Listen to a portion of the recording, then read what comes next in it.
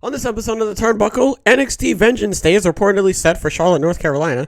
We get an update on the AEW Fight Forever video game, and is Asuka changing her gimmick?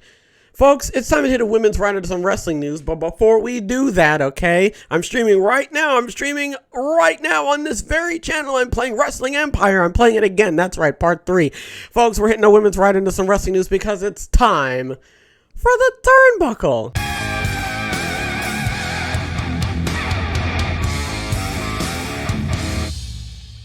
For the first time since April, WWE NXT will venture outside Florida, according to a Tuesday PW Insider report. The website reported that Vengeance Day, the brand's next special event following this Saturday's deadline, will be held at Charlotte, North Carolina Spectrum Center on Saturday, February 4th. The venue is a large one that can seat over 19,000 fans. An on-sale date is unknown, but the show could be formally announced on Saturday with that information to follow. The event would be NXT's first non-Florida show since this past April's Stand and Deliver, which took place during WrestleMania weekend in Dallas, Texas. Before that, the last special event outside Florida was a takeover show in Portland, Oregon in February 2020. Following Vengeance Day, it's expected NXT will hold another Stand and Deliver event during WrestleMania 39 weekend in Los Angeles, California. So I think what's going on, right? Right, I know what's going on. No, I think what's happening, right, is NXT, went through such a metamorphosis that everybody was like, all right, we're not going to do any live events for right now. Okay, we're not going to worry about that. Right now, we're just going to focus on trying to get NXT back to doing its thing, right? To get it back to like a cohesive, unit. And once we do that, then that's when we can start thinking, okay, maybe we can do this and maybe we can do that and maybe we can start doing this. So I like this. I think this is great. I wanted to talk about this because NXT is finally, stepping out of its, agoraphobic stage. Not that there's anything wrong with that. That's why I'm saying my biggest, argument, I guess, to make is the fact that this was a plan all along. It's just the fact that they weren't really going to do this immediately. They were going to figure themselves out first, and once they sort of figured out once they sort of figured out the core identity of NXT, which, really hasn't,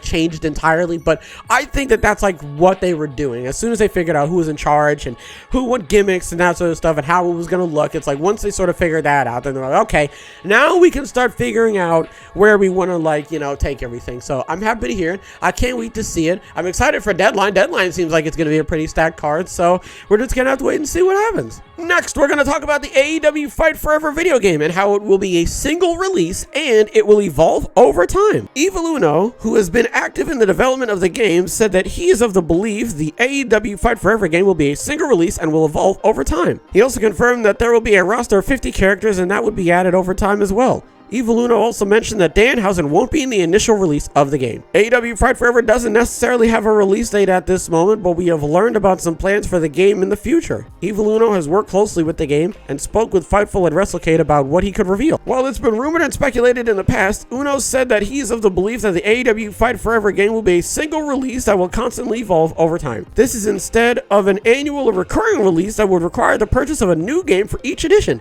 He even said that the Fight Forever name plays into that. He also confirmed what we'd heard before, that there would be a roster of over 50 talent, and that would be added to over time as well. Danhausen is one name we learned won't be in the initial release, as he appeared a little too late to be included in the first run. So that's what you want to hear. You want to hear that it's one of those games that when it comes out, it gets updated. I don't think it's going to be entirely like Fortnite. I don't think that they're going to be like, oh, you want this taunt? $15. You know what I mean? I don't think it's going to be like that. I think that what they're going to do is they're going to give you a big, amuse-bouche of things, right? A nice charcuterie board, right? Of things that you can put in the game. And that is going to cost money, but it's going to be enough things where it's okay, that makes sense for the price. You know what I'm saying? So I hope that they're not going to do a thing where it's oh, you want this mop?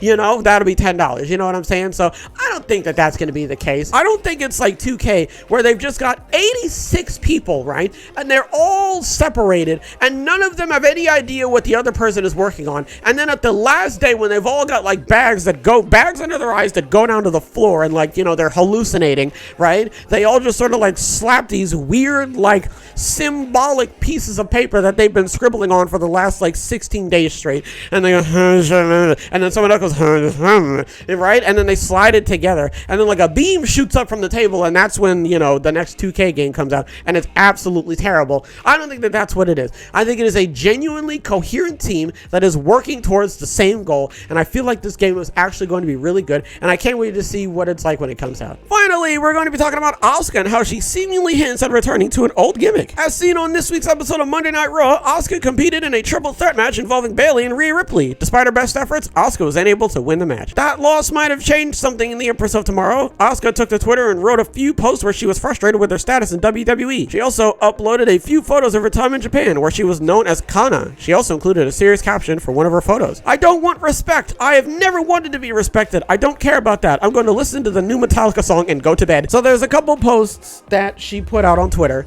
and it's pretty much just like her old photos of what she used to be in Japan and everything.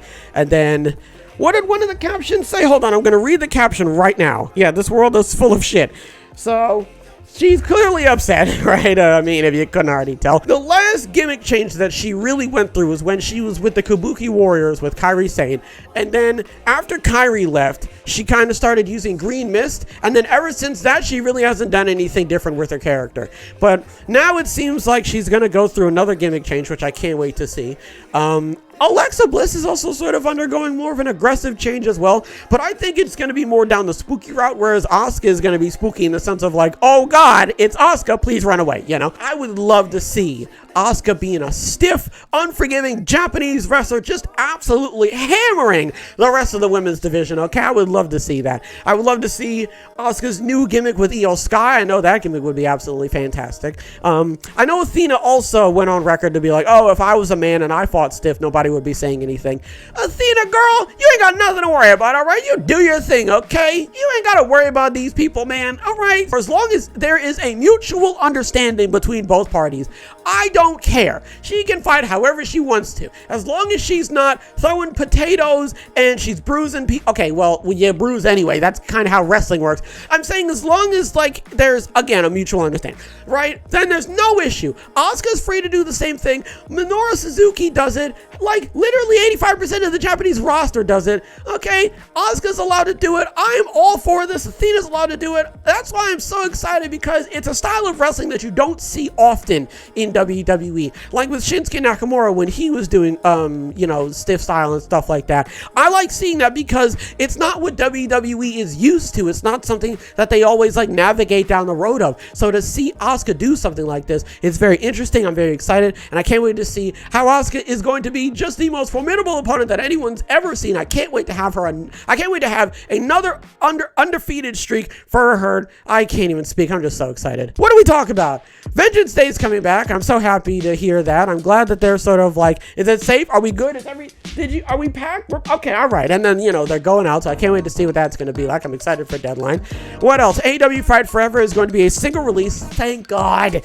Thank you. It's going to be a single release. I don't feel like buying AEW Fight Forever 3. Jeez Louise. Oh my lord, and it's going to evolve over time, thank God. And then Asuka is undergoing a gimmick change. I can't wait. Athena's allowed to be stiff. Asuka's allowed to be stiff, okay? You're allowed to be stiff. Again, as long as you're not just doing it, and as long as the intention is not to hurt people. If you are intending to go out there, if you are telling people that I'm not going to fight on that style, and then you are intentionally trying to rough them up on purpose, that's not cool. You can't be doing that. It breaks the code. What's wrong with you, okay? Folks, that's going to do it for this episode. I'm live right now. Oh, yeah. No, I'm live tonight. I shouldn't say I'm live right now. I'm live tonight on this very YouTube channel. I'm live tonight at 6. You should see me right now. I'm playing Wrestling Empire. Hopefully everybody has a wonderful tonight and a wonderful tomorrow. As always, big hugs. Big hugs all around.